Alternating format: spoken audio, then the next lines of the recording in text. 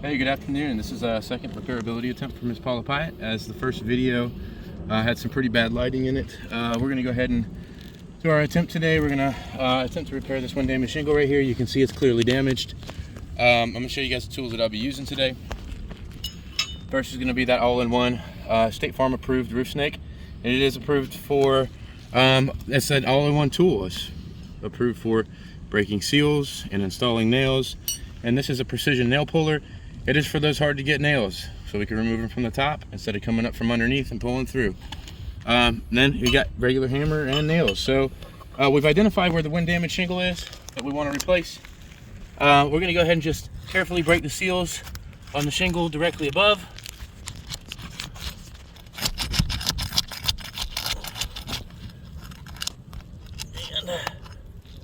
And this is a far right shingle. So our area of repair is going to consist of these three shingles. We got to go 2 courses up. So what I'm going to do is just as carefully as I can, I'm going to separate these shingles.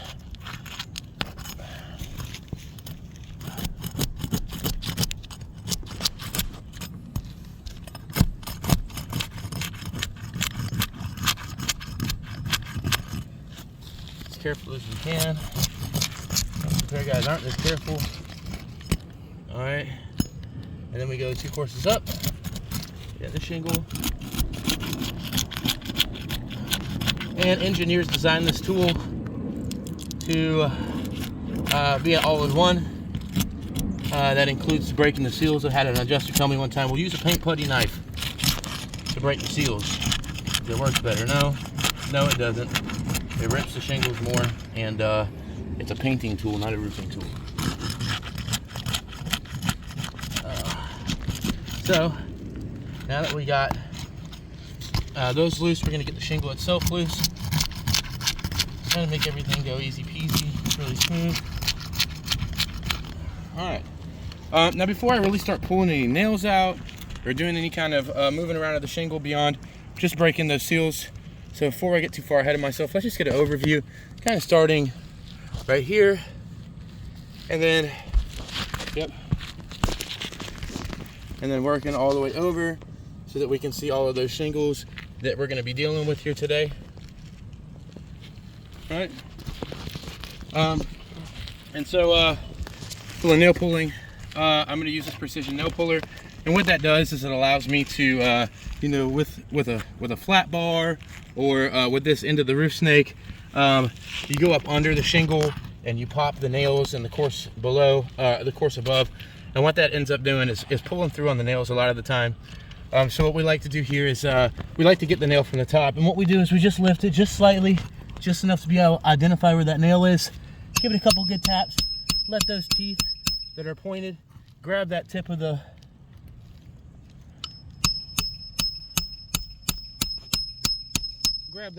nail, and then just really slowly work it out, gently as possible. That way we don't have to go up under, lift this one up to get up under that one. Now if you notice, I was pretty careful right there in that. I'm gonna give it a couple good taps, and you can see here up at the top where the brittleness is actually a factor, and it's actually pretty hot out here. But you can see where that fiberglass matting is cracked, it's broken. That shingle is no longer functioning as it was. Let's go on to the next one. Let's get a good before that. Yep, so you guys get to see a before, during, and an after during each part of this process. So once again, lift just slightly, just enough to be able to identify where that nail head is, and gently grab it with this precision nail puller till the teeth bite into the top of the nail, and you can just simply pull it out. Now, just like in the last one, we're going to give that a couple good taps, and you can see starting over here at the top of the shingle, and expressly you can see kind of over here at the ends, you can see where that fiberglass matting is cracked. It's broken. The shingle is not in the same condition as it was before pulling the nail. Let's go on to the next one. Let's get a good before that. All right. Same thing. Notice I'm being pretty careful, not pulling back on these shingles super hard. Most repair guys aren't this careful. And just like in the last one, give it a couple taps, and you can see where that localized granule loss is happening because of the matting. The matting is actually broken on it, and you can see pretty clearly here through the center of the shingle that fiberglass matting is broken. On to the next one. All right, it's gonna go before this. All right, get it during. See, this nail head's kind of dug in a little bit, and if you try to go from underneath, it actually ends up just pulling through, making a huge hole in the shingle. All right, we're gonna pull that nail out just as gently as possible. Give that a couple taps, and you can see really clearly on that one was pretty widely affected. Where this localized damage is happening right here at the top, where that point of pressure is, you can see where that fiberglass matting is cracked, it's broken. Function is not the same as before.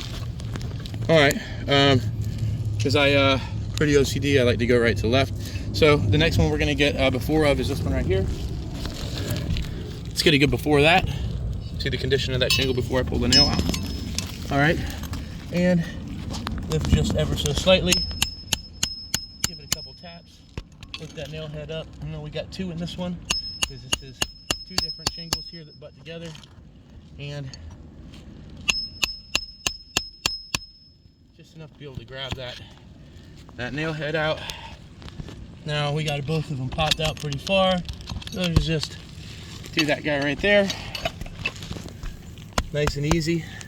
Give it a couple taps just to see what gravity's letting hang on. You can see where that fiberglass matting is cracked. It's broken all the way across that shingle. All right, let's go on to the next one. Get a good before that. Trying to speed up here as it's super hot. The foam will overheat. Lift just slightly. Most repair guys aren't this careful.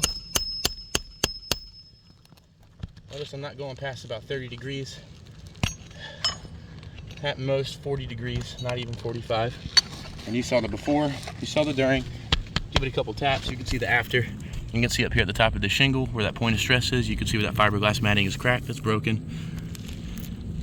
All right, on to the next one.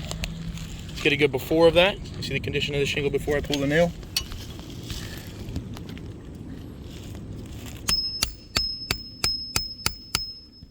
All right. And gently grab the top of the nail. Give it a couple taps just like in the last one, just to see what gravity's hanging on to. You can see where this granule loss is happening right here because the matting's broken. You give it a couple taps just to knock the loose ones off. The wind would blow them off anyways, but this is actually where the fiberglass matting is fractured due to brittleness. Now, it should just be easy peasy, out with the old, right? And then with the new. All right, before we do that, let me clean up my work area and give it a good once over.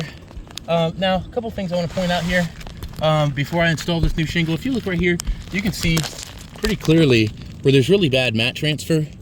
And it's like that on all of the shingles. You can see here on this one right here. You can see where pulling the shingle above is stuck to the shingle below. And you can almost, if I hold it up to the light, you can almost see through this. But that shingle will never seal again. Both of these courses are affected by that, as these shingles are ripped to these shingles. So if I was doing this repair, I'd have to literally keep going to the ground to get a shingle here, a shingle there, a shingle here, a shingle there. As when that mat transfer happens, it actually rips the matting. You know, so brittleness is not the only factor here. We also have heavy mastic adhesive sealing these shingles together. It makes it near impossible for them to separate without damaging the surrounding shingles. I'm going to be moving kind of quickly here in this section, as it is hot out here. And phone might overheat. So just get a couple nails ready. And everywhere I pull the nail out, I'm going to be putting the nail back in.